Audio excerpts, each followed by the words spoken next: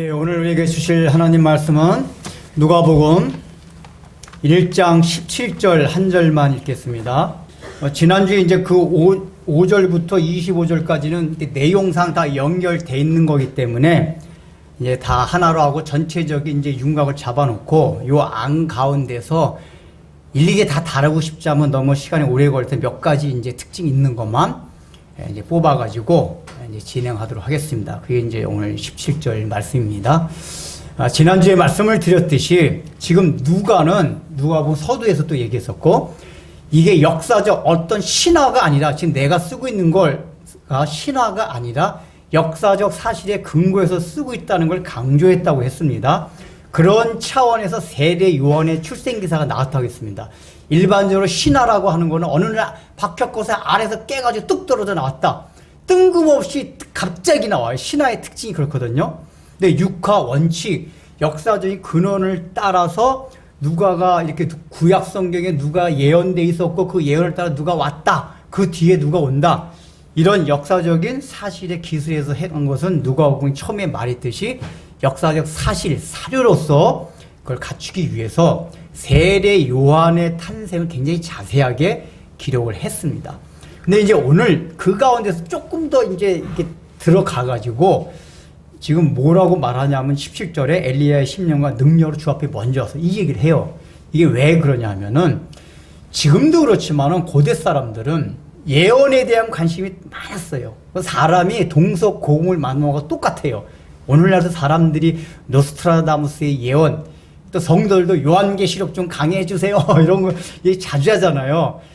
요한계시록 강해다는 게 내가 말씀을 깨서 말씀 더 잘 살겠다 이런 측면도 있지만은 뭐 미래에 대한 궁금증이 있어서요. 그래요. 사람들이 대부분 요한계시록이 미래에 대한 예언서다. 뭐 이 정도는 생각하고 있으니까 뭐 요한계시록 좀 강해해 주시면 어떻게 앞으로 이게 우리 역사가 어떻게 펼쳐날 것이고 여러 이제 궁금증들이 있단 말이에요. 그래서 이제 고대 사람도 그게 있었기 때문에 누가가 그걸 잘 안단 말이에요. 그래서 이 세례 요한의 탄생 기사를 얘기하면서 세례 요한이 사실은 구약 성경이라는 유대인들이 오랫동안 봤던 역사적으로 계속 진행해왔던 유대인들의 그 기록에 예언되어 있던 사람이다. 예수님뿐만 아니라 예수님 먼저 오는 세례 요한 자체도 그냥 오는 게 아니라 구약 성경의 예언대로 오는 사람이었다. 이걸 얘기해 주는 게 오늘 17절 말씀이에요. 한번 읽어보겠습니다. 시작. 그가 또 엘리야의 심령과 능력으로 주 앞에 먼저 와서 아버지의 마음을 자식에게 돌아오게 하고 주를 위하여 세운 백성을 준비하리라. 자, 이거 뭐냐? 엘리야의 심령과 능력으로 온다는 거예요. 이게 뭐냐면 구약 성경에 예언이 돼 있어요. 자, 어디에 예언이 있나 봅시다. 혹시 아세요? 말라기 찾아봅시다. 말라기. 이거는 왜냐하면 우리가 흔히 보는 게 아니라서 좀 찾아보겠습니다. 말라기. 바로 마태복음 앞이죠. 구약 성경 맨 끝입니다. 말라기가. 찾기 쉬워요. 마태복음 앞쪽. 말라기 4장.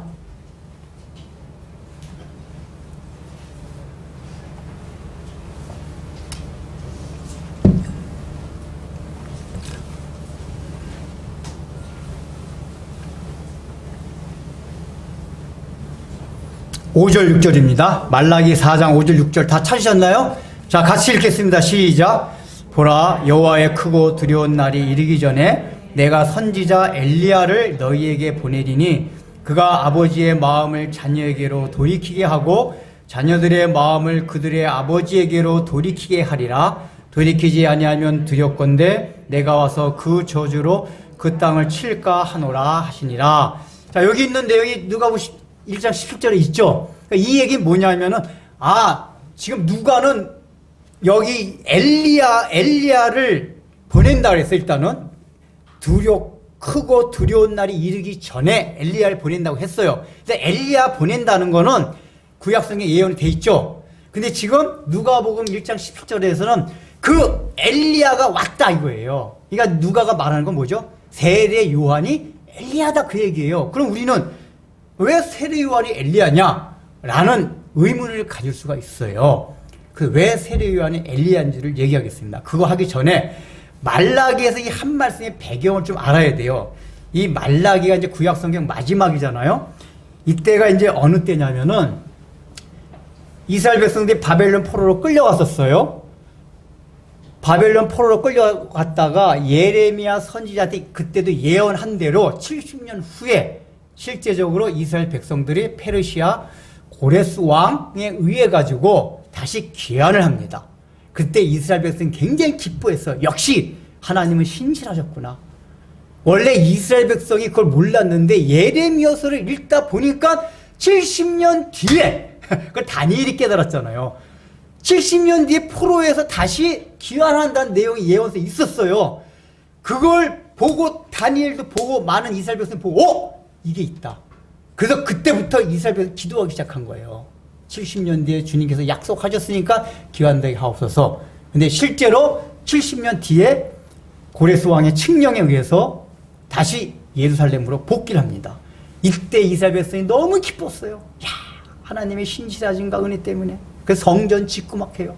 근데 하다 보니까 그 기쁨은 잠시요. 성전을 하는데도 방해가 되고 뭔가 성전 세우고 가면 하나님이 메시아 왕국을 세울 줄 알았는데 그 당시 유대인들이 생각했던 메시아 왕국은 정치적 이스라엘이 전 세계에 딱 주도권을 잡고 세상 나라를 딱 접속시키는 메시아 왕국이 이 세상에서 완전히 유일한 국가가 되는 이런 메시아 왕국을 꿈꿨기 때문에 그렇게 될 줄 알았는데 그 뒤에 역사가 어떻게 진행되죠? 페르시아가 끝나고 난 다음엔 알렉산더에 의해서 헬라 제국이 그 지중해 지역을 제패하면서 다시 이스라엘은 헬라 제국에 의해서 아주 극심한 식민지 생활을 당합니다. 이게 성경엔 안 나와 있지만은 일반 역사에 보면은 헬라 제국의 그 알렉산더 이후에 장군들이 나눠서 이 땅을 다스리잖아요.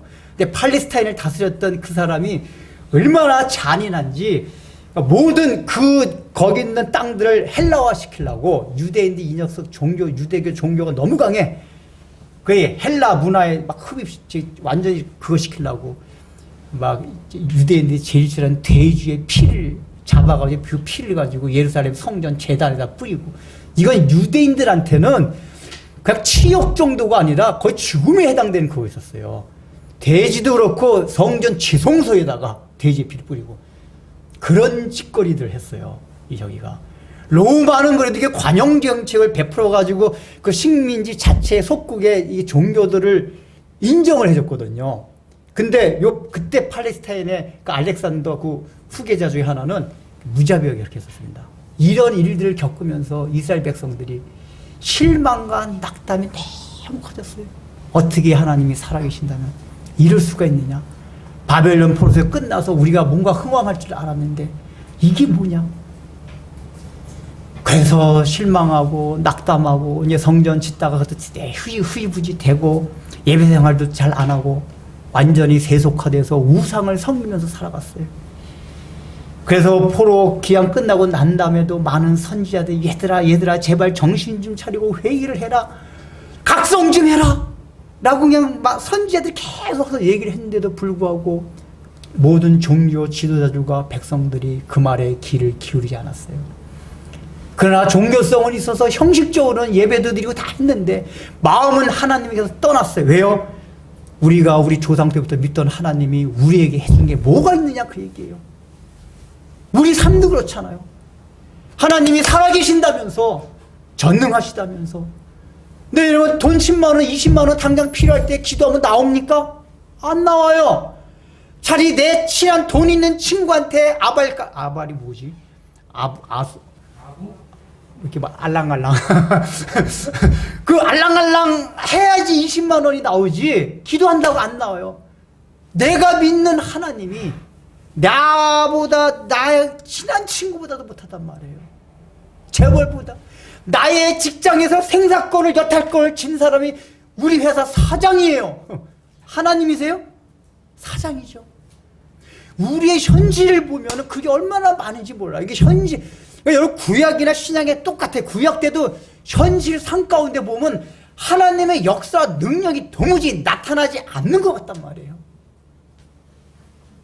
그러니까 이 사람들이 여태까지 믿어왔기 때문에 안 믿을 수는 없고 하나님을 완전히 부정할 수는 없어요. 그러나 우리 현실 생활에서 우리에게 실제적인 도움을 주는 거는 하나님도 계시지만요, 이 우리는 우상이 필요합니다. 그때 당시 우상은 우리가 돌비춰붙이 다른 신을 믿는 게 아니라 하나님이 해줄 수 없는 것들, 해주는 어떤 것들, 이게 우상이었어요, 구약 때. 그러니까 여러 가지 우상이 있어요. 돈을 주는 우상, 권력을 주는 우상, 자손을 많이 낳게 하는 우상, 우상마다 종류가 많았어요. 원래 신은 하나님을 믿는데 현실적으로 하나님이 해주지 못하는 것들, 그것 때문에 우상들을 섬기기 시작한 거란 말이에요. 그래서 우리가 흔히 생각하듯 돌 붙여 믿고 그런 게 아닙니다. 그러니까 제가 십계명 강의할 때 그 얘기했죠. 다른 신을 두지 말라 한 얘기가 1계명이 다른 종교, 알라, 부처 이거 믿지 말란 얘기예요. 근데 우상을 섬기지 말란 얘기는 돌 붙여 그게 아니에요. 하나님을 섬기면서 다른 형상, 하여간 깊이 들어가면 안 되고, 어쨌든 간에, 그래서 뭐냐면은, 우상이라는 건 결국은 뭐냐면은, 하나님을 완전히 신뢰하지 못하고, 하나님이 현실적으로 해주지 못하는 것들을 내가 세상의 가치와 세상의 문화 속에서 그걸 추구하는 것들, 이게 다 우상이란 말이에요. 근데, 이 바벨론 포로 이후에 이 백성들이 이게 더 극심해졌어요.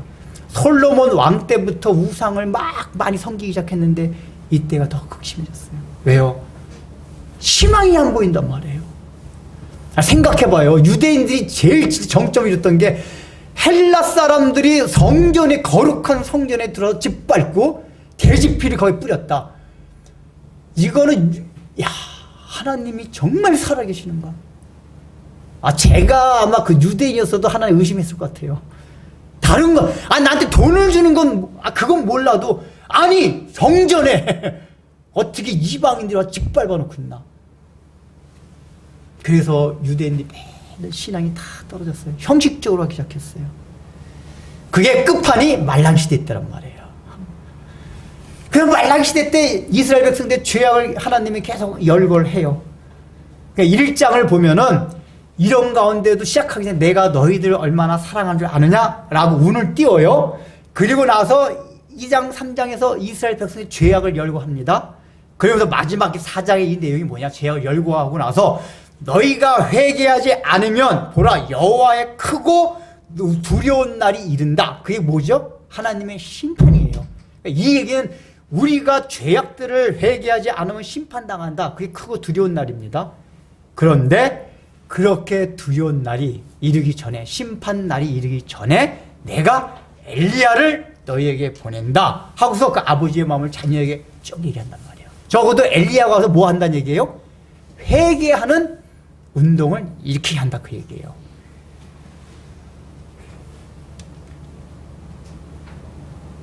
그러니까 이제 내용적으로 보면은 회개시키는 그 운동이 엘리야가 와서 하는 거예요. 그러니까 여기는 구약 성경에는 엘리야를 너에게 보내리라 그랬잖아요. 근데 지금 누가복음에 뭐라 그랬죠? 엘리야의 심령과 능력이라고 했어요. 이게 뭐가 다르냐? 성경의 관점, 유대인들이 생각할 때 하나님의 엘리야를 보낸다고 할 때 그 말귀를 알아듣은 거예요.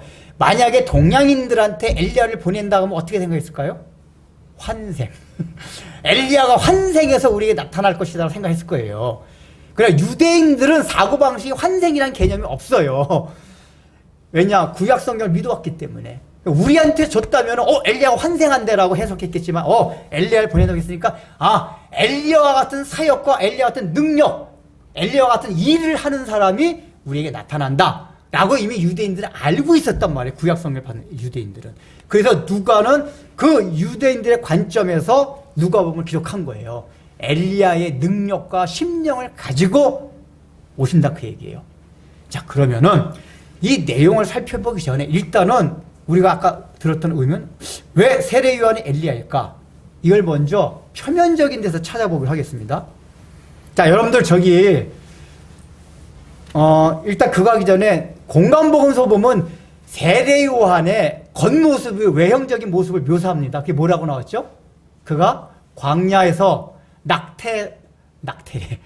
낙타 털옷을 입고 가죽 뒤로 허리를 메고 석청을 먹었더라. 그 얘기 나오죠. 공간 보면 다 나와요. 자, 근데 우리 한번 열왕기하 찾아봅시다. 열왕기하 1장 8절.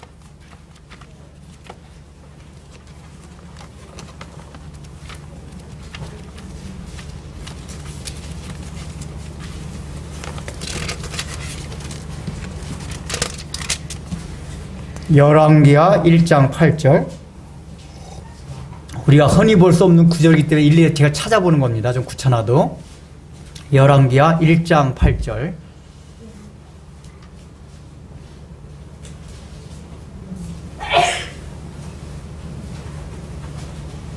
이게 중간쯤에서 다 혹시 찾으셨나? 우리 아이들 찾았어? 열왕기하? 아, 페이지, 내 성경으로 페이지 수가 585페이지인데 이게 585페이지입니다. 제 성경으로는. 이 우리 교회 성경으로는 558조. 558페이지? 제 성경은 500.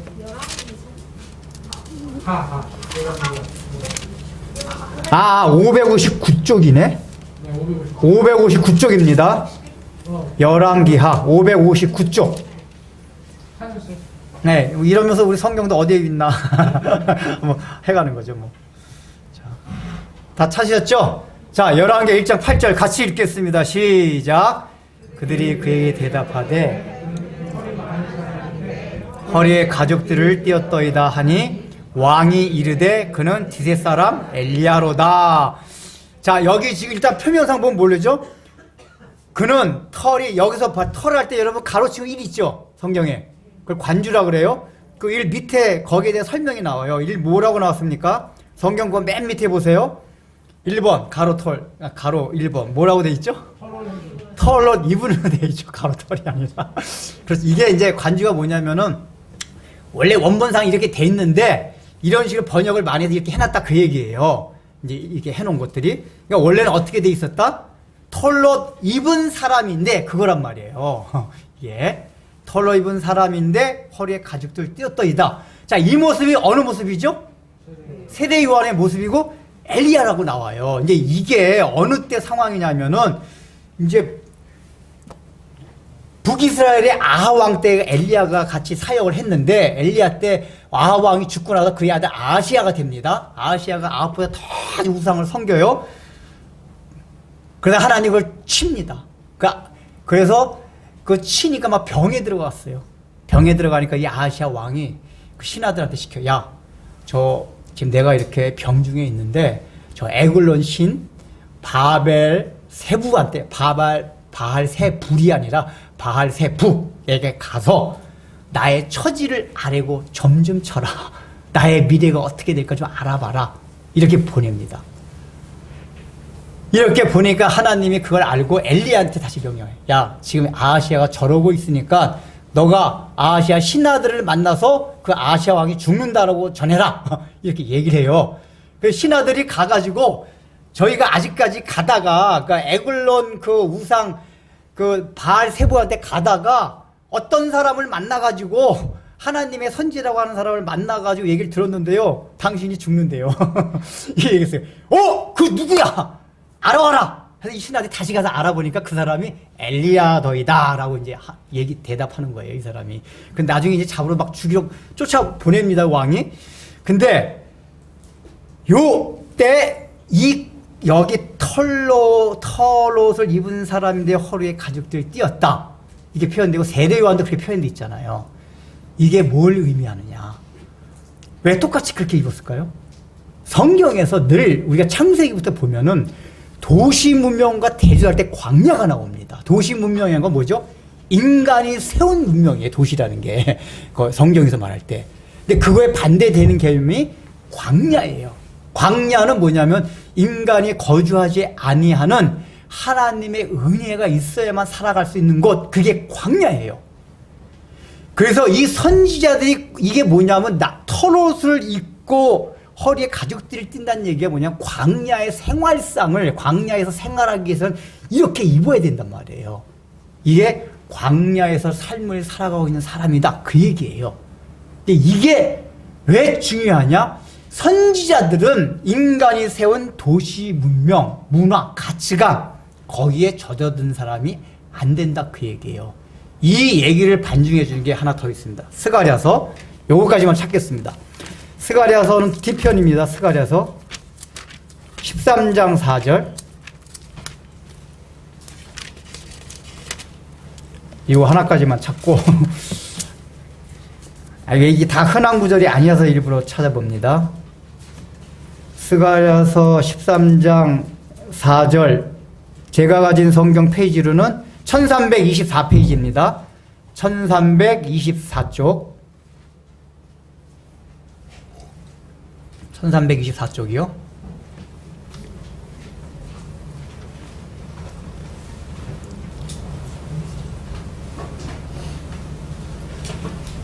다 찾으셨나요? 1324쪽 스가랴 13장 4절. 제가 이렇게 일일이 찾는 게 이게 성경이 공허한 얘기가 아니라 지금 누가의 의도대로 하나 예언이 하나하나 성취되어 간다는 걸 저도 이렇게 같이 발자취 더듬으려고 찾아보는 거예요. 자, 13장 4절 찾으셨나요? 읽어보겠습니다. 시작. 그날의 선지자들이 예언할 때에 그 환상을 각기 부러워할 것이며 사람을 속이려고 털로 또 입지 아니할 것이며. 스가랴가 이제 저기 하는데 거짓 선지자들의 특징을 말하는 거예요 지금. 근데 그날에 보면 거짓 선지자들이 예언하는데 이 사람들은 뭐냐면 실제로 하나님이 보여준 환상을 부끄러워한다. 왜 그럴까요? 하나님이 보여준 환상 가운데 잘 된다는 게 별로 없어요. 예레미야한테도 너희가 망한다 그랬잖아요. 거짓 선지자들은 어떻게 했죠? 안 망한다. 그러니까 거짓 선지자들이 예언할 때 그 환상을 갖기 부끄러워한다. 그 환상이 된 좋은 내용들이 아니에요. 그 또 하나 특징이 뭐냐? 사람을 속이려고 털옷도 입지 아니할 것이며 했잖아요. 털옷도 입지 않는다고. 그러니까 거짓 선지자가 털옷을 입지 않는다는 얘기는 진짜 선지자는 털옷을 입는다 그 얘기예요. 근데 왜 하나님이 진짜 선지자는 털옷을 입게 하셨을까? 이게 상징적으로 보여주는 게 조금 전에 말씀드렸듯이 털옷이라는 게 유대에서는 광야에서 사는 사람의 생활 패턴 가운데 입는 옷의 양식이기 때문에 그렇다고 해요. 선지자는 광야에서 사는 사람이다. 그러니까 우리가 몰랐지만 엘리야가 어떻게 살았다는 얘기예요? 물리적으로도 광야에 살았을 가능성이 많고, 왜냐하면 엘리야도 3일 보면은 뚜렷하게 한 곳에서 기관 그렇게 안 보여요. 또 정신적으로 어떤 가치관 같은 게 광야에서 살듯이 살아갔다 그 얘기예요. 세속의 문화에 인간이 세운 문명 가운데서 거기 쪄들어가지고 산 사람이 아니다 그 얘기예요 엘리야가. 근데 지금 세례 요한이 그렇단 말이에요. 세례 요한이 실제로 알잖아. 세례 요한이 어디 갔죠? 광야에서 석청을 먹으면.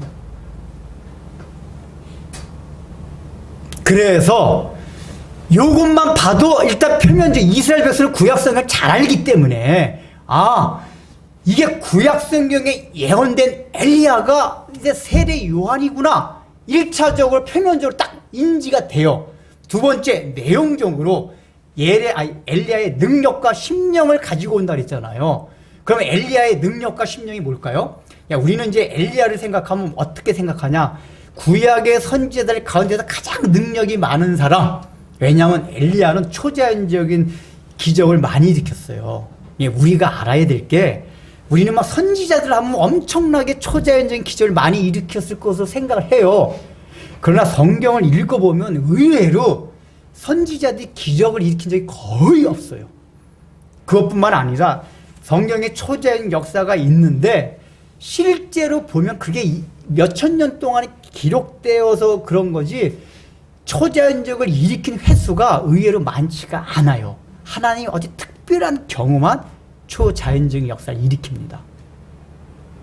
근데 엘리야는 특별히 초자연적인 능력이 많이 발휘가 됐었어요. 비도 3년 반 동안 비도 먹게 하고 다시 비도 오게 하고 죽은 사람도 살리고 엘리야가 더군다나 제단을 딱 놔두고서 바알의 선지 850명의 선지자들이 기도할 때는 불이 내려오지 않다가 엘리야가 기도할 때 불이 내려오고. 그러니까 유대인들이 생각할 땐 엘리야 하면 가장 능력이 많은 선지자. 이게 딱 이게 머리에 박혀 있단 말이에요. 그래서 선지자를 꿈꾸는 사람들은 다 엘리야와 같은 선지자 이걸 꿈꿨대요. 능력이 많으니까. 근데 우리가 착각하는 게 사람들은 그런 걸 능력이라고 그래요. 초자연적인 그런 역사가 일어났던 거. 근데 여러분 세례 요한은 그런 능력이 있었습니까? 없습니까? 일단 없었어요. 그러면 세례 요한이 엘리야가 아니네? 라고 생각할 수가 있어요. 근데 여러분 근데 봐세요. 엘리야의 우리가 사역을 살펴봅시다. 처음에 그 능력을 했죠. 그래서 막 의기가 양력해졌어요. 이 엘리야가. 저 발에 하늘에서 불 내려오게 한 다음에 발에 선지 다 쳐죽이라 막 기가 살아가지고 그러다가 마지막에 이세벨 여왕을 만납니다. 아합의 부인. 이세벨이 너 이제 내가 좀 더 잡아 죽일 거야. 그 여자 말 한마디에 모든 게 다 허물어져요. 그리고 도망가기 시작합니다. 이게 뭘 말하는 거죠? 엘리야가 했던 능력은 엘리야 능력이 전혀 아니었어요. 하나님이 일지로 보여준 거란 얘기예요. 그리고 원래 엘리야의 모습이 나중에 열왕기상 후반에 나오잖아요. 그게 뭐죠? 저 무태 부엘세바까지 도망가가지고 굴 속에서 하나님 원망하면서 하나님 저 죽여주세요. 자살하고 싶습니다. 이러고 앉아있어요 지금. 아니 이해가 돼요? 지금 초자연적인 역사를 일으켰던 그 믿음과 능력 다 어디 가고 이세벨 말 한마디에 남쪽 끝까지 이스라엘 남쪽 끝까지 그러니까 이세벨이 부이스라엘이니까 북쪽에 있으니까 남쪽 끝까지 유다 이세벨이 붙잡으러 오게 끝까지 도망가가지고 거기서 하나님 신세 타랑하고 하나님 막 다 저 죽여주세요. 그러고 앉아있어요. 이게 엘리야의 본 모습이란 얘기예요. 우리 인간의 모습. 능력 있는 사람이 아니에요. 우리가 다 그렇지 않습니까? 우리가 때로는 하나님의 은혜를 받아서 어때 의기양양하고 그럴 때도 있어요. 초자연적인 건 아니다 하더라도 여러분들 사업이 잘 되고 직장에 승급이 되고 좋은 대학 진학 가고 병도 안 걸리고 병이 갔는데 다 낫고 하나님께서 때로는 우리 삶 가운데 그걸 보여줄 때가 있어요. 근데 우리가 그런 게 조금이라도 없어지고 악한 환경, 나쁜 상황이 나를 몰아쳐가지고 그게 사람이든 사물이든 환경이든 또 두고 봐. 환경과 상황을 보니까 나 죽게 될 것 같아. 저 이세벨이 나 죽일 것 같아. 저 상황이 날 죽일 것 같아. 이러면 여지없이 무너지는 게 우리들이란 말이에요. 우리 예수 믿어도 거의 그렇지 않나요? 엘리야가 그런 우리들의 모습을 보여준 거예요. 그렇게 능력이 뛰어났는데. 그러니까 엘리야의 능력은 크게 능력이 없음을 성경 끝에서 늘 보여요. 성경은 어떤 인물이 위대함을 절대로 보여주지가 않아요. 엘리야가 능력 있는 자가 아니었다고 얘기해요.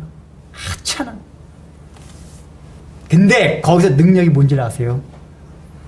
그걸 엘리야를 하나님이 책망하니까 책망하지 않습니까? 아이고 이놈의 새끼 내 그렇게까지 능력까지 좋고 했는데 여자 말 한마디에 그 꼬라지가 되냐? 한마디도 이런 말씀 안 하셨어요. 어디서요? 엘리야가 굶고 있으니까 까마귀 갔다가 까마귀 다 대령해가지고 먹을 거 갖다 주고 그리고 보살펴주고 위로해줍니다. 애야 힘들지 너? 지쳤지? 위로해줘요. 그래서 그 위로를 받는 가운데 엘리야의 마음이 열려요. 그리고서 11개 마지막에 엘리야가 회복되는 과정이 나오는데 그 회복되는 과정이 굉장히 중요해요. 천둥과 벼락이 천둥과 벼락 이런 건 뭐냐면 놀라운 초자연적 능력 팡팡팡팡 그냥 막 사람들이 볼 때는 너무 놀라운 그것 있을 때도 하나님이 보이지 않고 다 보이지 않다가 세미한 음성을 들을 때에 엘리야가 회복되었어요. 세미한 음성이 뭐죠? 귀를 쫑긋해야지만 들을 수 있는 게 세미한 음성이에요. 근데 엘리야가 뭔가 능력으로 뭘 하고 있을 때는 세미한 음성을 들을 수가 없어서 여기 이게 참 우리가 아이러니고 주의해야 될 게 하다못해 사역적인 측면이라 할지라도 자기가 능력이 많이 나 목사가 막 기도만 딱 하면 안수하면 병이 나가고 막 나가 떨어지고 귀신을 내쫓고 그러는 경우도 많이 있어요. 그 전에 권사님들 중에 귀신 내쫓는 권사님들이 많이 있어가지고 어디 기도원 가가지고 막 이상한 이단이 돼요. 나중에 먹고. 해가지고. 능력이 많으면. 능력이 많으면 우리 인간이라는 게, 그럴 때는 하나님이 무슨 얘기를 해주면 못 알아들어요. 여러분, 박태선, 문선명 같은 사람 왜 그런 이단이 태어난지 아세요? 제가 이제 우리 아버지한테 들었는데, 실제로 박태선 장로, 옛날에는 그 박태선 장로가 여의도 광장이 모래광장이었대요. 우리 아버지 젊었을 때는. 우리 집 그때 진짜 많은 사람이 몰려들었대요. 목사님들까지도. 근데 아버지 말에 의하면, 아버지가 저한테 거짓말 칠 리가 없죠? 막 거기 기적들이 엄청나게 일어났대요. 박태선 장로가. 아버지가 봤다 그러더라고요. 그러니까 그 박태선 장로인데도 많은 목사님들까지 박태선 장로 막 따라다녔었어요. 그때. 장로뿐만 아니라 목사님들까지도. 근데 이렇게 되면 사람이 우쭐해져요. 근데 하나님이 어느 날은 그 능력을 거둬가실 때가 있어요. 그러면은 그 세미한 음성을 그때부터 말씀이 세미한 음성을 그걸 들어야 되는데 이 사람은 계속해서 그 막 기적을 베풀 때 의기양양함 이런 거로 막 충만해져 있어요. 그러니까 그런 거 아니면 하나님의 음성을 들을 수가 없어요. 그러니까 하나님은 그가 아무 소리도 안 들려줘요. 그때부터 누가 얘기해줘요? 악한 영이 그 사람 마음속에 자꾸만 얘기를 해줘요. 야야야야. 근데 이 사람은 그런 걸 다 하나님의 음성으로 들어요. 그래서 박태선 장로나 문선명이 그 이단되는 과정들을 기록을 보면은 실제로 산에 가서 기도하다가 자꾸 음성이 들려요. 근데 그 처음에 하나님의 역사로 그렇게 하다가 하나님은 더 이상 그 능력을 안 주시면 마귀가 그때부터 악한 영이 줘요. 그래서 이런 얘기 들으면 진짜 악한 영이 줬나? 실제 사실이에요. 근데 악한 영은 한계가 있기 때문에 어느 날 끝쳐요. 끝이면서부터 이제 막 말씀도 변개하고 그러니까 조금씩 말씀이 변개하다 박태선 장로는 나중에 막 예수님 저주하고 그래서 그때 많은 사람들이 나왔다고 하는데 이게 뭐냐면은 그 능력을 베풀고 있을 때 주님의 세미한 음성을 듣기가 힘들다고 얘기해요. 세미한 음성은 일상 가운데서 말씀을 읽으면서 조용하게. 세미한 음성을 들으려면 번잡한 마음이 없어야 돼요. 우리가 오늘날 세상에 살아가면서 너무 우리의 심령들이 번잡해요. 뭐가 많아요. 많으면은 초자연적인 능력이나 일어나야지 겨우 우리가 회복이 돼요. 그러니까 아무리 막 세상에 번잡하게 마음이 복잡하게 세상에 같이 눌려 있어도 하나님이 우리 삶 가운데 초자연 역사 한번 익히잖아요. 그러면 정신 번쩍 깜짝 놀래요. 이러면 안 되는데. 근데 그렇게 세상에 번잡한 가운데 살고 있는데 세미한 음성, 이렇게 설교 1시간짜리 설교, 졸린 설교 이런 거 들으면은 하나님 말씀 세미한 음성 안 들려요. 이게 들리려면은 세상의 번잡함에서 벗어나야 돼요. 번잡함에서 벗어나야지 길을 쫑긋하고 있어야지 세미한 음성이 돼요. 지금 엘리야의 능력이라는 건 뭐냐? 초자연적인 게 그러니까 근원이 아니라 엘리야가 부족하고 도망갔음에도 불구하고 책망하지 아니하고 끝까지 엘리야를 회복시킨 하나님의 사랑과 은혜가 능력이에요. 엘리야의 능력. 엘리야의 능력이 있다면 마지막에 능력 있는 선지자가 아니에요. 왜냐하면 엘리야가 말판이 말 이상하네. 끝판에는 하여간 그러고 저기 있다. 죽여주세요 저. 내가 스스로 죽을 수는 없고 그렇게 하나님한테 막 뻗팅기고 대항하다가 조용히 역사의 뒤안길로 사라졌단 말이에요. 그러면 원래 우리가 가진 능력, 그 사고로 따르면 능력 있는 선지자가 아니란 말이에요. 근데 왜 능력 있는 선지자냐? 엘리야의 능력은 하나님의 은혜와 사랑이 능력이란 말이에요. 우리가 그렇게 됐음에도 불구하고. 근데 세례 요한이 그 일을 하러 온 거란 말이에요. 아버지의 여기 보면은 회복시키는 그 운동. 세미한 음성을 들을 수 있는 귀가 열리게 하는 그 일을 하러 왔어요. 세례 요한이. 여러분 다른 모든 복음서들 보십시오. 세례 요한이 뭘 했죠? 회개하라 천국이 가깝느니라 그랬어요. 회개한 나라 천국에 갈 겁니다. 그래서 책망들을 했어요.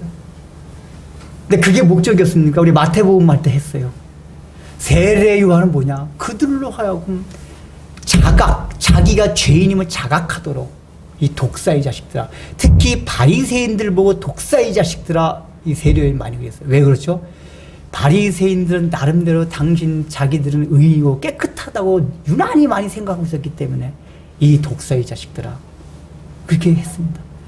그러면 그걸 통해서 세례 요한이 원했던 건 뭐냐?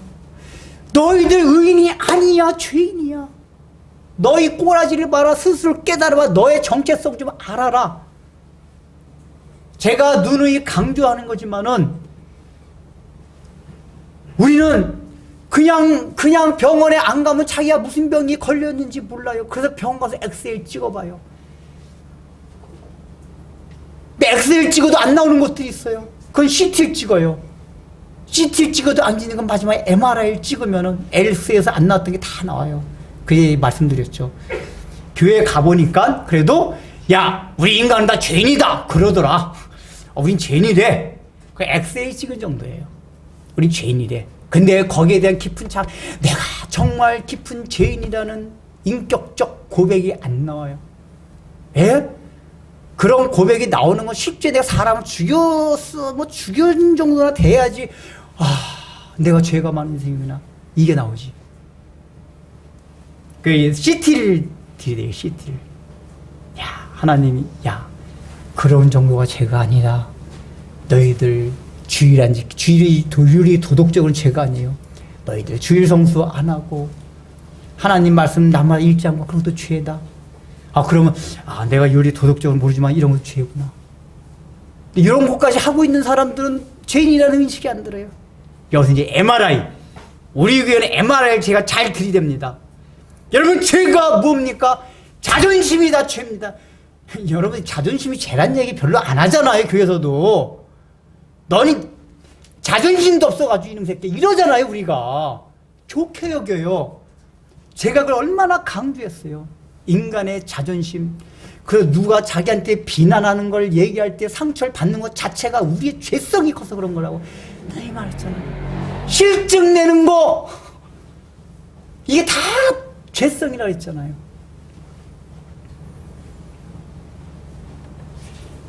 세례 요한이 그 일을 한 거란 말이에요. 그 일 통해서 뭐예요?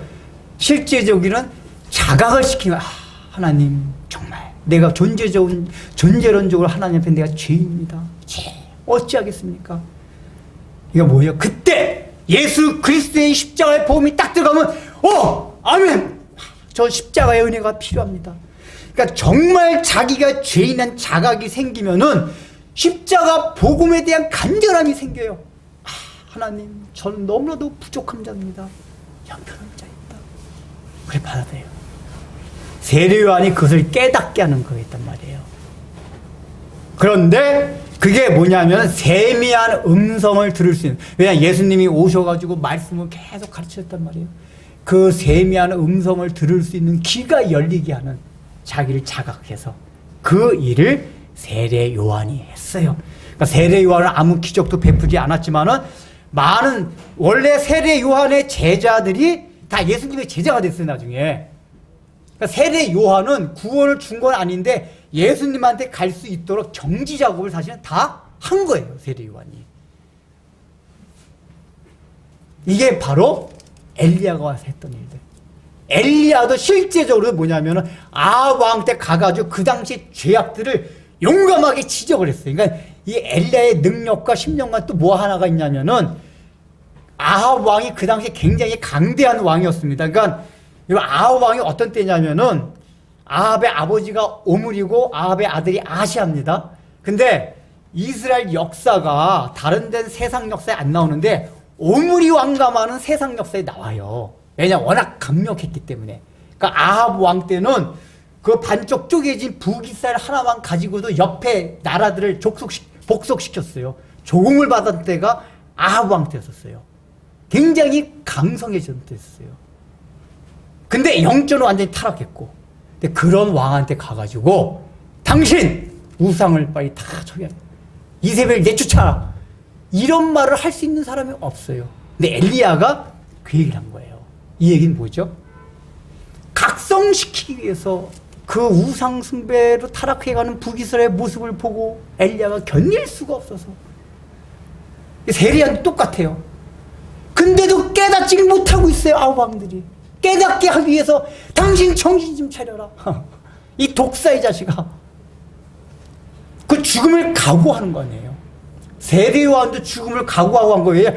그 당시에 바리새인들이 세례요한을 얼마나 싫어했는지 몰라. 아니 저놈 새끼는 배우지도 못한 게, 우리는 정식 학벌 다 거쳐가지고 신학대학원 대학원 다 나와가지고 좋은 교육기관에서 점잖게 교양 있게 윤리도덕도 죄도 안 지고 잘 살아가고 있는데, 어디 초등학교도 안 나온 게 광야에서 나타나가지고 낙태털 하나 입고서 그냥 거지같이 나타나가지고 자기들한테 이 독사의 새끼들아 그러니까 미움 받겠어 안 받겠어요?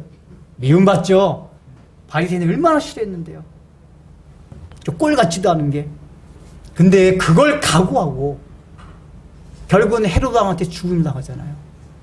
죄를 지적하고 백성들로 하여금 자각하도록 했단 말이에요. 그 엘리야와 세례 요한의 한 일이 똑같아요. 그래서 세례 요한이 엘리야의 능력과 심령을 가지고 온 선지자다 그 얘기예요.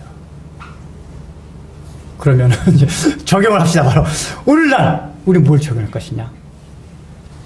우리에게도 복음이 들어오기 위해서는 세례 요한이 있어야 돼요. 세례 요한. 아직까지 왜 복음이 제대로 복음되지 아니었습니까? 팀켈러 목사님이 쓴 글에 그런 게 나와요. 팀켈러 목사님이 아주 미국에서 아주 막 이렇게 센세이 익힌 목사님이에요. 복음 뭐냐? 이 사람의 복음의 특징을 뭐라고 설명하고 있냐면은, 누가 나를 비난할 때에 경로하게 되고 화가 나면은 복음을 제대로 모르는 거다. 자, 이 목사님 역시 복음 안에 다 똑같아요. 그게 통하는 게. 저만 그런 얘기가 하는 거 아니에요. 아니 남이 비난하고 자존심을 건 당연히 이렇게 되죠. 근데 제가 눈이 상처받는 게 다 죄성이라고 했잖아요. 근데 복음이라는 건 뭐냐면, 아 내가 정말 그런 자다라는 걸 깊이 깨닫고 내가 받아들이는 거예요. 그런 거를. 야 이 병신아. 근데 내가 병신이란 걸 정말 받아들이는 거라니까요. 지식적으로만 내가 병신이가 아니라 내가 받아들이면은 그거를 긍정하게 돼 있어요. 내가 병신이란 것 자체를 긍정한다니까요. 근데 안 받아들이려고 하니까, 내가 병신인데 안 받아들이고 싶어요. 그거를 나쁜 거니까 안 받아들이려고 하는데, 누가 병신이니까 내가 병신이야 이런단 말이에요. 이게 복음을 몰라서 그런 거예요. 이게 복음 안에서는 병신도 다 뭐예요? 아 나는 병신 같은 존재지만 하나님이 이 병신 같은 존재를 얼마만큼 존귀하게 사랑하셨나? 이걸 받아들인 거란 말이에요. 그러면 병신이 취해져요. 그게. 그러니까 이게 자기 존재로 마음에 와닿지 않으면 아직 복음에 대해서 제대로 모르는 거예요. 목사님들조차도 그리고 옛날 담임 목사님, 내가 다른 건 다 용서해도 나의 자존심을 걸린 자 용서하지 않겠다. 설교에 대해 이러쿵 저러쿵 하는데 그냥 두지 않는다.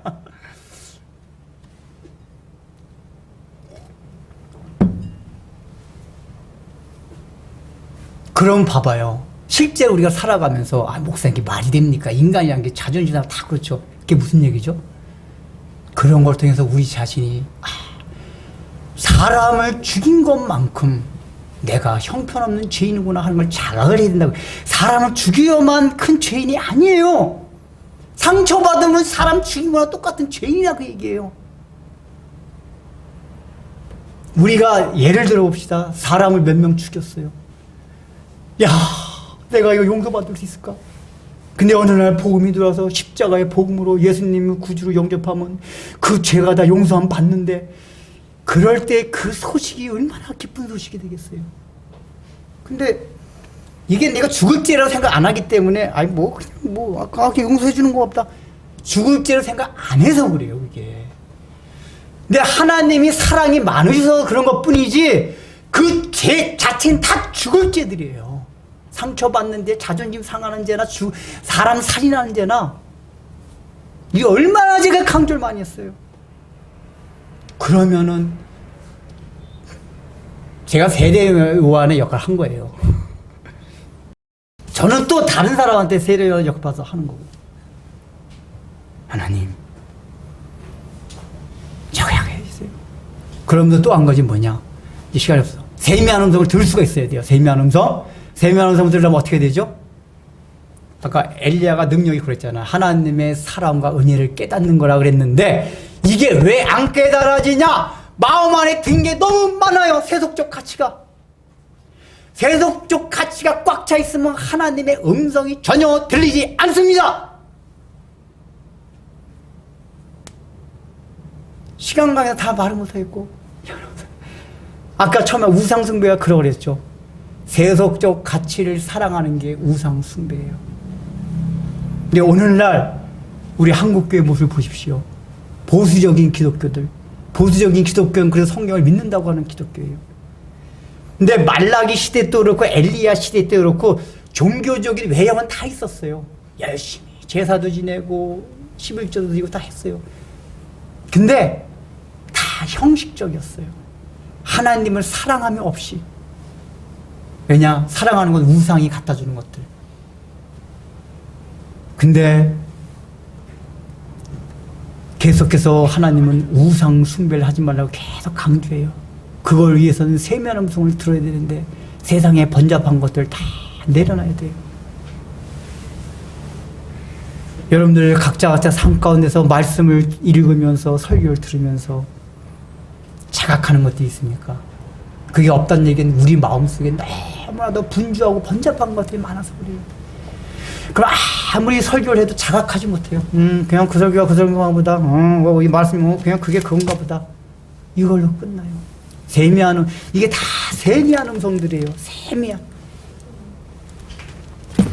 귀를 쫑긋 하고 이해해야지 들리는 것들이에요. 이때 뭐가 있죠? 회복이 있어요. 회복이. 우리 다 회복되고 싶잖아요. 우리가 살아가면서 인생에 얼마나 상처가 많아요. 어려움과 힘든 것들이 많아요. 아니 이게 우리의 환경이 잘 안 돼가지고 하나님도 원망도 하고 난 왜 이러나? 다 우리 이런 때가 많단 말이에요. 그런 때 우리가 그런 가지고 회복이 돼야 되잖아요. 엘리야가 회복되듯이 그 회복되려면 세미한 음성, 그걸 듣고 하나님의 사랑과 은혜를 받아들인 거예요. 그게 나의 능력이라고 고백하는 거예요. 그럴 때 우리의 삶이 회복됩니다. 우리의 심령이 회복됩니다. 자존감이 강해집니다. 누가 여기서 아무리 씹어대도 네, 괜찮습니다. 여러분 이러면은 사회생활을 잘해집니다.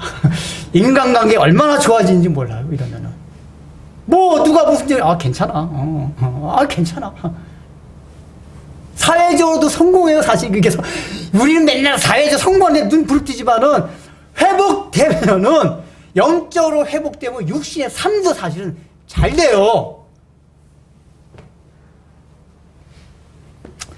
그래서 이런 회복되는 은혜가 이런 삶 가운데 있기를 주님으로 축원합니다. 기도하겠습니다. 사랑하는 주님, 우리가 예수를 믿었음에도 불구하고 저 구약시대 이스라엘 백성들과 같이 현실적으로 우리가 직접 받지 못하는 어떤 것 때문에 쫓아가는 세상의 가치들, 그 우상들이 아직까지도 우리 마음 안에 삶 가운데 많이 있지만, 그래서 엘리야와 같이 약한 성정을 가지고 하나님이 나와 함께 하신다는 표면적인 어떤 상징적인 증거들이 없으면 힘이 빠져서 그렇게 구더기 굴 파듯이 그렇게 살아가는 인생 가운데 여전히 우리들을 사랑하셔서 위로해 주시고 날마다 필요한 걸 공급해 주시고 결국 회복시켜 주시는 우리 하나님의 신실하심과 사랑을 인하여 감사하며 주님 앞에 봉헌합니다. 우리가 봉헌드리는 이 물질 때문에 살아가면서 얼마나 물질로 우리가 가질 수 있는 가치 때문에, 세상의 가치 때문에 전전긍긍하고 살아가는 때가 많이 있었습니까? 아버지 하나님, 우리가 그런 것 때문에 전전긍긍하지 않고 오직 하나님의 사랑을 받아들임으로써 우리가 영적으로 회복될 때에 그 모든 것까지도 함께 회복될 수 있다는 믿음을 저에게 허락하여 주시사 우리가 날마다 주님께서 우리에게 베풀어 주신 세례 요한을 통해서 우리에게 알려주신 우리 자신의 죄인됨을 깨닫고 예수 그리스도의 십자가의 사랑을 지식적으로가 아니라 전제론적으로 내 피부 깊이 받아들임으로써 우리의 심령이 삶이 변화되는 역사가 우리 가운데 일어날 수 있는 복과 은혜들을 저희 모두에게 허락하여 주옵소서. 예수님의 이름으로 기도드립니다. 이제는 우리 구주 예수 그리스도의 무한하신 은혜와 하나님 아버지의 놀라우신 사랑과 성령님의 감동과 권면하심이 오늘 이 말씀을 듣고 나도 십자가의 은혜를 사모하며 살기를 소망하는 사랑하는 성도들 위해 이 세상의 번잡한 모든 마음으로부터 벗어나서 주님의 세미한 음성 듣기를 소망하는 사랑하는 성도들 위해 이제부터 영원토록 함께 있을지어다.